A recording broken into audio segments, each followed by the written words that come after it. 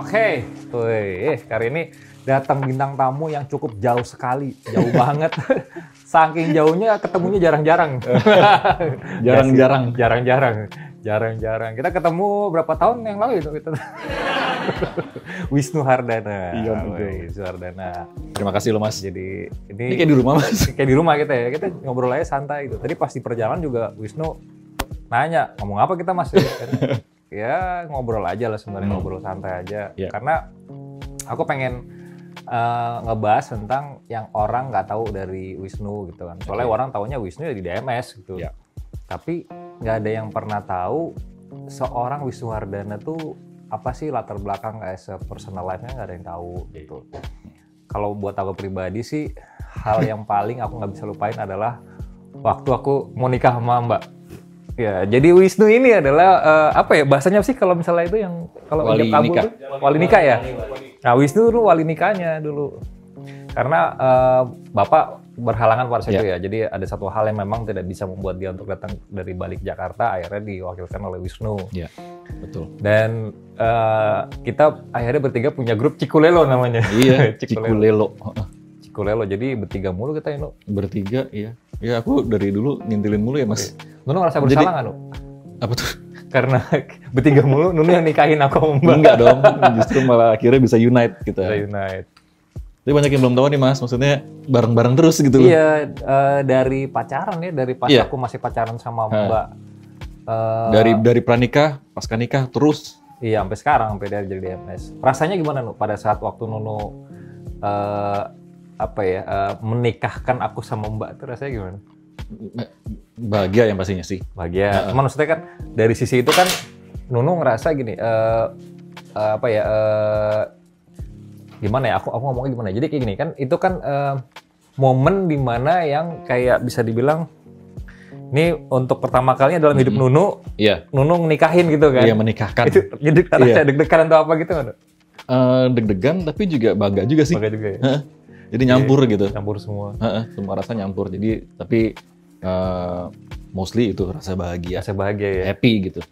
Itu kita udah kayak apa ya dulu bercandanya kayak ya udah satu geng aja udah kan. Satu geng iya. Satu geng kita kan one pack dari dulu sampai sekarang. Iya. Habis dulu nikah barengan Nunu juga yang terus pas udah tinggal kita sempat tinggal di rumah 78 ya di Kemang. Ya, betul. Barengan juga kita punya film rumah 78 dulu.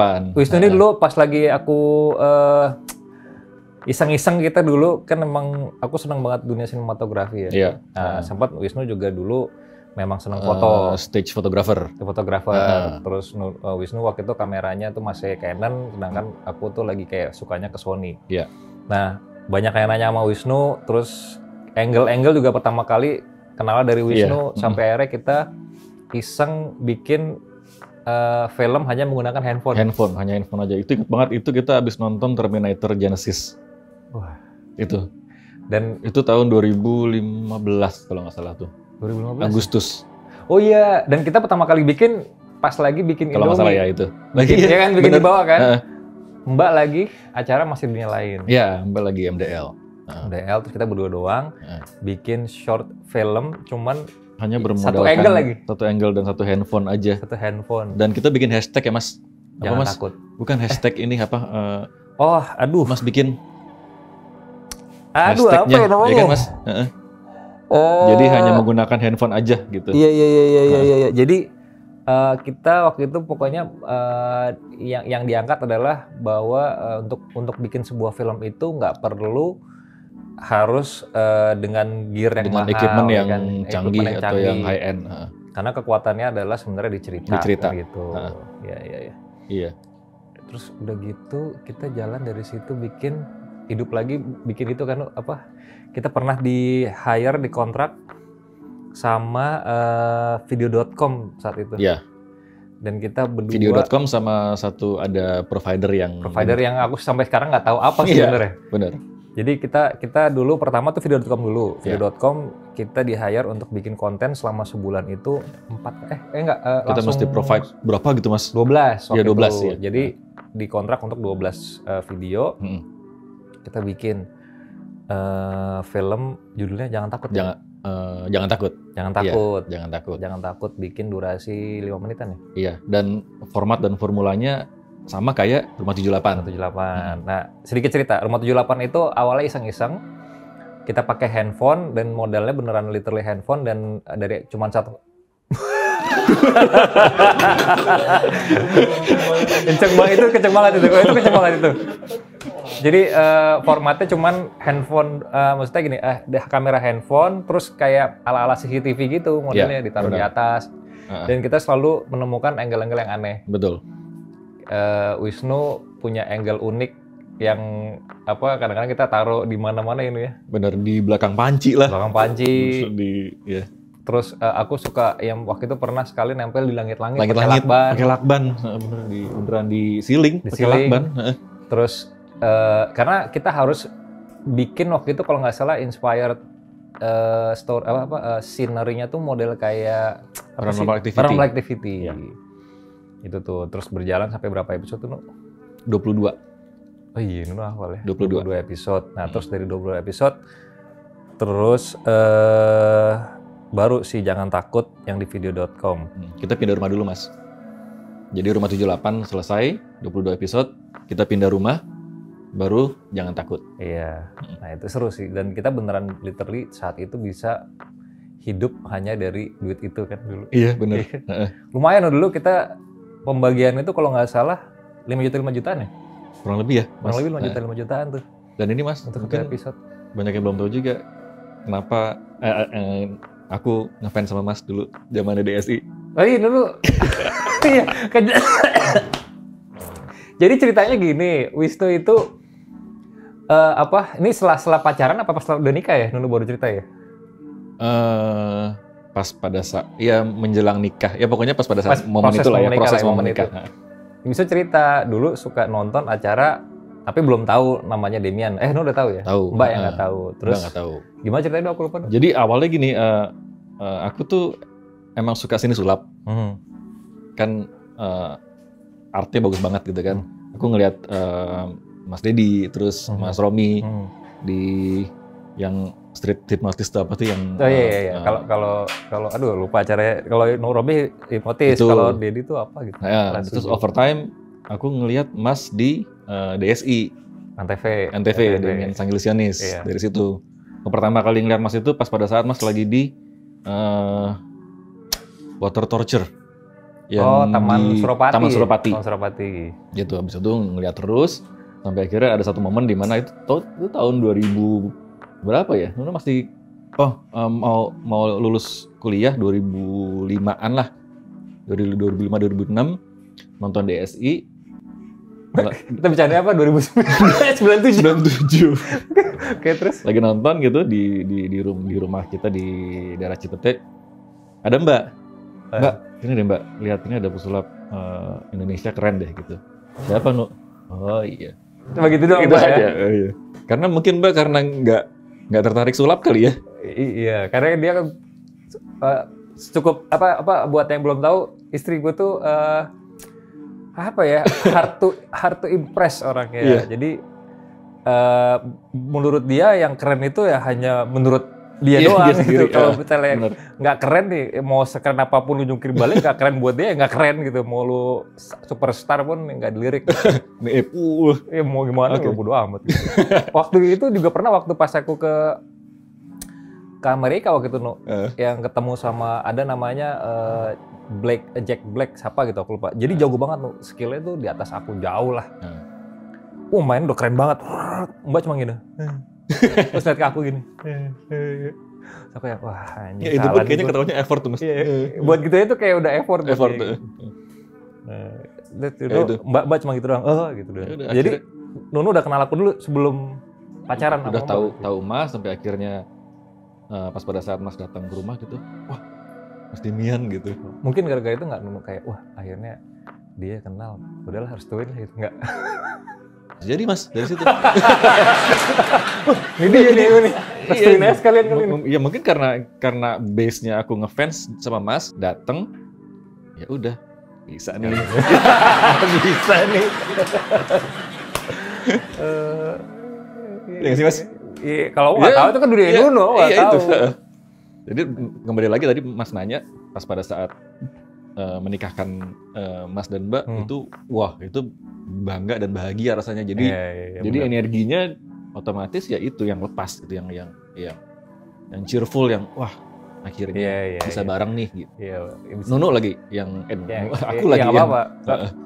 Buat yang nggak tahu juga panggilan deket lah, kita kan udah bertahun-tahun udah adik sendiri juga, jadi udah punya panggilan rumah lah gitu kan, panggilan deket. Aku manggil dia Nunu juga menyebut diri sendiri Nunu, kalau ke Mbak sama ke gue gitu. Kalau ke Fadi enggak ya, Wisnu. Ini emang ke aku sama ke Mbak doang yang Nunu ya? Iya. Ke Asti pun enggak kan? Maksudnya? Kalau Nunu manggil ke Asti? Aku manggil diriku kalau setelah sama Asti Mas kan? Nunu itu ibu ya? Mas gini. Kalau sama ibu? Nunu juga. Berarti 3. Oh, sama bapak juga, sama gitu. ibu gitu. Nah, di DNMS juga ngomongin Nunu. Kalau di DNMS akhirnya kan orang jadi ikutan manggil Nunu juga. Biasa nggak apa-apa lah. Mas Nunu. Nah, aku pengen ini Nunu, kayak kalau misalnya boleh nih, kan aku udah tahu ya, karena kita udah dari tahun ya udah lama lah ya. Gila, kita kawin dari mulai pacaran aku sama Mbak sampai hampir sekarang. 1 dekade ya Mas ya? 1 dekade ya. Hampir 10 tahun. Hampir 10 tahun. Almost. Lebih kali ya Mas ya? Hampir 10 kenal tahun nih ya sampai sekarang gitu. Sampai sekarang. Nah itu kalau aku mah udah tahu Nunu ya dari awal. Cuma kalau misalnya bagi orang yang nggak tahu Nunu, boleh nggak ceritain tentang Nunu tuh sebenarnya orang seperti apa sih? Ceritain aja ke fansnya aku gitu, mungkin kan banyak nggak tahu gitu. Mana ya? Dibilang introvert iya, tapi tergantung. Kalau misalnya emang udah ketemu sama orang atau grup yang satu frekuensi, otomatis akan bisa lepas jadi aku gitu loh. Kalau misalnya enggak, aku lebih prefer kayak aku kan juga tipikal orang yang lebih kayak apa sih Mas, observe dulu gitu misalnya ketemu orang. Kalau misalnya ini kiranya satu frekuensi, aku akan lebih engage lagi. Tapi kalau enggak, aku akan lebih diem, lama-lama mundur. Berarti bisa dibilang pertemuan Nunu sama orang itu adalah kayak sifatnya dia, maksudnya gini, how they accept Nunu itu adalah langkah selanjutnya Nunu untuk ekspres ke dianya seperti apa. Apakah Nunu akan lebih ngebuka atau lebih mundur gitu kan? Iya benar. Tapi pas pada saat pertama kali ketemu itu aku nggak ngeblar 100%. Tapi welcome aja. 50% this is me gitu, tapi nggak yang wow this is me gitu. Oh. Nunu, tapi nggak ini Nunu, nggak yang nanti ini kan kayak misalkan kalau nanya kerjaannya apa terus yang kayak gue nggak percaya itu gitu. Internal jokes. There is no such thing. Nah, lihat di mana? Internal jokes nggak ada yang tahu. Oke. Bentar. Gue mau kasih tahu kalian nih. Buat kalian yang datang ke AXO 7 Cut, dimanapun gue kasih kalian special promo. Datang aja dan gunain promo code AXO BBT 666. Bilang kalau dapat promo ini dari Barber Talk ya, berlaku di seluruh cabang. Nah, tapi kalau aku ngeliatnya ini tuh ya, kayak aku sendiri terkadang masih ngeliat dari Nunu tuh masih ada sedikit yang belum aku pahamin gitu. Kayak aku ngeliatnya karena gini, Nunu secara appearance army look kan, sukanya army. Terus Nunu dark, sukanya yang metal, heavy metal.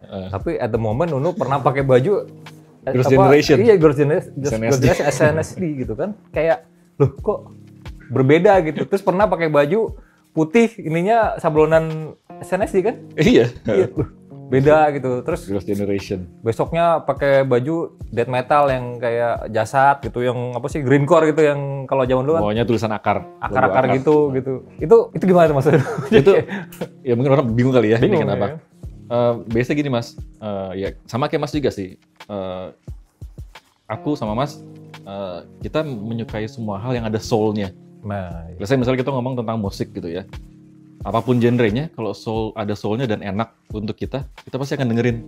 Yeah. Mau itu metal, mau itu pop, mau itu dangdut, keroncong, kalau misalnya enak pasti kita dengerin. Yeah, benar. Dan kalau misalnya kita emang beneran suka, kita pasti akan lebih effort lagi untuk beli fisiknya atau mencari tahu lebih dalam lah istilahnya kan gitu. Aku juga kayak kemarin sempat itu tuh. Mas kan juga gitu. Kemarin aku sempat yang mencoba memahami BTS. Apa lu angkat tangan BTS? Army Oh, ada BTS Army ya? Dia Army dia. Oh. Jadi waktu itu memang karena mau mempelajari terus mau mencoba untuk mengaplikasikannya ke DMS waktu itu. Jadi Iya. kok bisa ya si Army ini benar-benar loyal banget sama idolanya, terus kok kayak semua merch yang dikeluarkannya tuh bisa mereka dicari-cari gitu kan. Udah akhirnya aku pelajarin tuh dan ternyata memang ya kekuatan mereka tuh luar biasa lah. Engagement antara si fans sama idola sama fans itu kuat. Nah itu aku pelajarin juga. Jadi memang benar kayak girls band apapun di Korea tuh juga ternyata pas setelah aku cari tahu bikinnya juga nggak bikin aja gitu. Iya, bener. Kayak mereka bahkan ada yang melewati proses bahkan bisa sampai 5 tahun untuk akhirnya bisa dipublish barengan kan. Bener. Nah, Mereka kayak jadi create pop culture sendiri mas, ya kan akhirnya. Mungkin Nuno juga senangnya filosofinya yang kayak misalkan pembuatan musiknya atau kayak how they persistence terhadap apa yang mereka jalanin sama ininya nih kadang koreografinya gila. Koreografinya, iya. Ngeliatnya aja udah kayak gue kalau misalnya ngeliat tuh pasti udah belibet itu nabrak-nabrak, waduh. Iya koreografinya terus ngemas mereka bikin musik videonya segala macam, terus bikin apa konsernya mas kayak stage-nya segala macam itu kayak keren sih. Yang terakhir tuh yang apa? Sampai akhirnya jadi Girls' Generation ya? Apa itu duluan mana sih nu? SNSD atau Girls' Generation dulu? Girls' Generation itu SNSD. Jadi Girls' Generation itu bahasa Inggrisnya, Oh, SNSD itu bahasa Koreanya. Nah, SNSD. Jadi sama gitu. sama. Cuman pas lagi kan Nunu sempat cerita tuh kalau ada satu yang keluar istilahnya yang pioneer-nya keluar jadi berubah nama. Bukan ya? Salah ya? Enggak, bukan. Oh, aku salah nangkep berarti. Bukan. Jadi memang Girls' Generation SNSD itu awalnya itu pas pada saat debut tahun 2007 kalau nggak salah ada 9 member. Terus di tahun 2013-14 satu member keluar sampai akhirnya mereka official jadi 8 member. Dan udah 8 sampai 2000 mereka berkarya sampai 2015-17 tetap manggung segala macam. Stop yang para penggemarnya mikir oh ini udah di end of SNSD, ternyata tahun ini 2022 mereka reunion lagi bikin album baru. Wah itu sih pecah itu. Itu berdelapan atau? Berdelapan. Jadi yang satu udah pasti nggak balik lagi. Udah. Ya? Istilahnya OT8. Kalau dulu OT9. Sekarang OT8. OT itu apa? Iya apaan? Coba jelasin. Kan lu 7. Oh, oke. Iya, paham. Makanya pengen tahu dia orang tua. Wong bien ya. Jadi itu mas. Nah, kalau ke metal? Nah, metal ini udah dari aku jadi metalhead ini udah dari tahun 99. Nah, 99. 99 mas. Setelah Desi ya. Abis Desi. 97. Ini internal jokes juga nih. Iya, internal jokes. Jadi di 99 itu aku SMA menjelang kuliah itu pas pertama kali Slipknot rilis album yang self-title yang merah. Oh iya. Itu yang pertama kali kan? Pertama kali. Sebenarnya sebelumnya ada album Mad Fit Kill Repeat, tapi official yang album pertama adalah self-title. Yang 99 yang membernya udah yang pakem yang gitu. Pakem. Dari Sid sampai Cory. Itu kan kalau nggak salah mereka istilahnya publishnya sebelumnya kan dia underground-nya kan? Iya. Iya. Itu jadi ya udah mulai dari 99 dengerin Slipknot sampai akhirnya kuliah mulai rilis album Iowa-nya, terus aku mulai merambah tuh mas jadi dari genre metal ada ternyata di metal itu ada death metal, ada hardcore, ada grindcore apa segala macam gitu sampai aku pelajarin semuanya sampai akhirnya aku merambah ke semuanya. Akhirnya aku dengerin Killswitch Engage, Linkin Park, Limp Bizkit juga momennya sampai Slade sampai sekarang lah. Cuma kan kalau grindcore itu lebih yang grindcore ya kalau menurut apa sih? Yang kayak Manjasa itu apa? Itu death metal. Death metal ya? Death metal ada lagi ke bawahnya brutal death, ada lagi macam-macam mas. Technical death metal. Banyak. Soalnya kan kalau aku taunya dulu pas lagi zaman SMA yang begitu grindcore udah. Kita nggak tahu ngomong apa tuh. Grindcore lebih cepet speednya sama lirik durasi lagunya juga paling cuma semenit biasanya. Oh. Cepet gitu kalau grindcore. Nah, makanya aku taunya dulu cuman pembedanya itu tuh dulu. Kayak zamannya itu kan kita sempat eranya kita juga nggak beda jauh sih. Jadi ada Sama Mas kan juga dengerin Slipknot juga. iya. Ya kan? Jadi maksudnya ada indie itu yang kayak British gitu kan. Oh, Britpop. Britpop, Iya. ada Britpop, terus ada Ada grunge, grunge, Nirvana. sama si grindcore. Udah taunya gitu doang. Kalau grindcore tuh yang pokoknya pakai baju lengan panjang, di sininya ada tulisan-tulisan itu. Udah itu pasti tuh anak grindcore. Iya, Wah, ini grindcore. ya lebih ke metalhead sih. Jadi death metal iya, grindcore iya gitu. Emang looks-nya begitu Mas, kebanyakan. Looks-nya. Apalagi- Sampai sekarang juga masih death metal tuh gitu. Ya gitu. Jadi kayak misalnya kayak Mas sering lihat aku pakai celana kemo, Nah. atasnya hitam.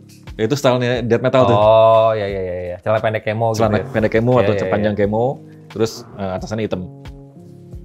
Oh, terus sepatunya sepatu ini kan, sepatu kayak Sepatu- gunung gitu, apa? Sepatu army gitu Iya, kan. sepatu Boot apa aja sih, gitu ya. kan. Tapi yang paling obvious itu looks-nya kemo sama kaos.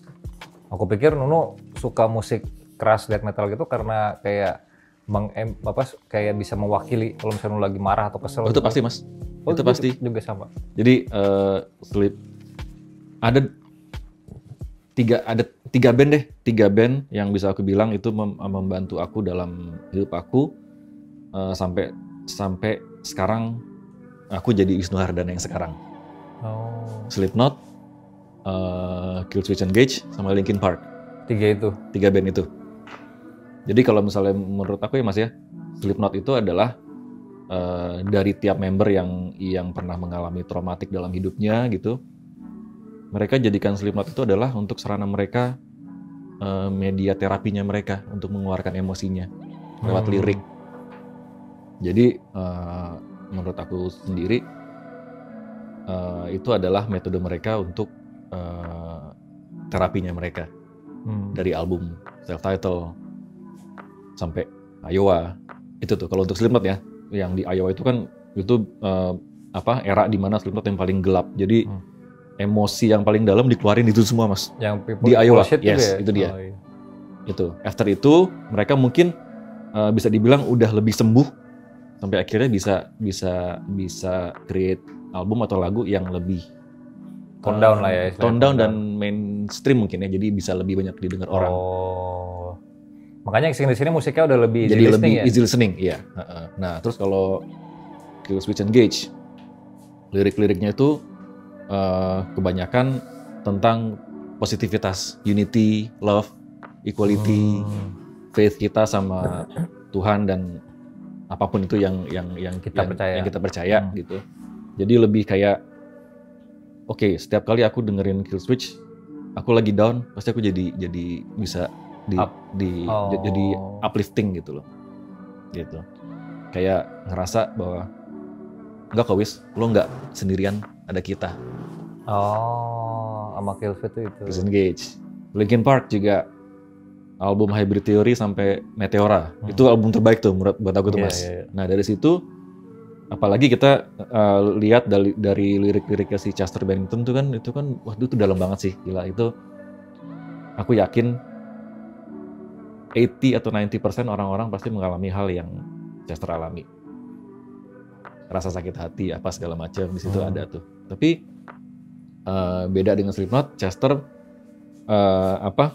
mengungkapkannya dengan nada yang indah kali ya dari alunannya. Kalau Slipknot kan lebih ke yang emosinya gitu. Tapi sama gitu loh. Itu media terapinya mereka gitu. Buat aku setelah mereka melalui proses itu, akhirnya mereka bisa sembuh. Tapi sangat disayangkan Chester masih kalah sama rasa dia sendiri ya, nggak bisa ngelawan apa namanya. Sampai akhirnya kita dengar berita dia suicide. Sendiri, itu sampai sekarang aku masih belum bisa terima sih Mas, Chester nggak ada. Apalagi juga ditambah 2 dari member Slipknot udah nggak ada. Paul Gray bassisnya, terus Joey Jordison drummernya, which is mereka berdua adalah bisa dibilang founding father-nya Slipknot. Jadi mereka yang create Slipknot gitu. Si Killswitch juga ganti vokalis ya? Killswitch itu, nah ini unik, ini cerita dikit apa nih Mas ya? Iya. Killswitch Engage itu awalnya vokalisnya namanya Jesse Leach. Dia lebih agresif, faithful. Terus kalau misalnya dia bawain lagu segala macem, beneran dari sanubari Mas, keluar gitu. pas pada saat kita dengerin dia nyanyi, kita bisa ngerasain, oke, gue paham yang dirasain, gitu. Sampai akhirnya ada satu dan lain hal, sampai akhirnya baru mulai rilis album kedua, Alive or Just Breathing, mau touring, cabut Jesse. Mau touring mas, mau tour. Si Jesse ini cabut, akhirnya kelimpungan, puji Tuhannya ada Howard Jones yang nge-replace Jesse, Howard Jones. Yang kulit itu kan? Ya, itu dia.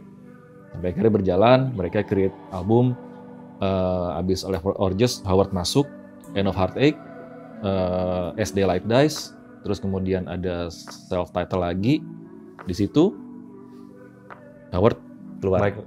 Oh, hari itu keluar. Terus yang itu balik lagi kalau nggak salah kan vokalis lamanya? Aduh, bingung gimana nih. Masa Killswitch mesti berakhir, tapi kalau misalnya emang mesti berakhir, oke, mungkin ini udah waktunya kali ya. Entah gimana, mungkin Tuhan dan semesta emang udah berencanakan, Jesse kembali lagi. Udah, sampai sekarang Killswitch masih tetap berdiri dengan... Lu pernah foto sama vokalisnya kan? Dapet. Jadi ini untuk informasi sedikit, tahun 2015 itu ada acara namanya Sonic Fair, Mas. Sonic Fair itu anak acara dari Hammer Sonic ya, kalau nggak salah ya. Hammer Sonic, metal festival terbesar di Indonesia, bikin acara kecil, nggak kecil juga sih, namanya Sonic Fair. Di situ tahun 2015 itu headlinersnya Carcass sama Killswitch Engage. Nah, kebetulan aku adalah tim dari Jasad lagi main di situ. Aku dapat akses. Udah. Foto udah. Wah, aku tremor mas. Aku yang lu bilang katanya kayak apa Star Trek syndrome. Star Trek itu nggak sampai ada fans juga yang minta aku untuk motoin dia gitu. Mas, boleh tolong fotoin mas? Gemeteran mas, aku malu gitu. Gitu. Aku nggak beneran kayak ada Jesse Leach, ada Adam B, ada Justin Foley, semuanya ada semua lengkap. Dan aku sampai bawa album. The whole album ya mas, dari self-title sampai band project-nya Killswitch aku bawa. Tanda tangan semua. Gitu. Dan kalau yang ngeliat Instagram aku, ada tuh aku foto sama Jesse Leach kayak gini. Itu one of the best moment di hidup aku tuh mas, 2015. Di episode selanjutnya, Wisnu akan bercerita bagaimana dia pernah kehilangan Sarah. Semacam salah satunya adalah tentang kehilangan Mbak itu. Oh iya, mungkin banyak yang nggak tahu ya belum. Dan pastinya kita akan lihat Wisnu bermain sulap. Ini solid ya, coba dicek dulu. Ya. Bolanya dibuka segala macam. Dicek aja kotaknya, ada lubangnya nggak? Segala macam. Ada satu doang. Jangan lupa tonton episode selanjutnya ya.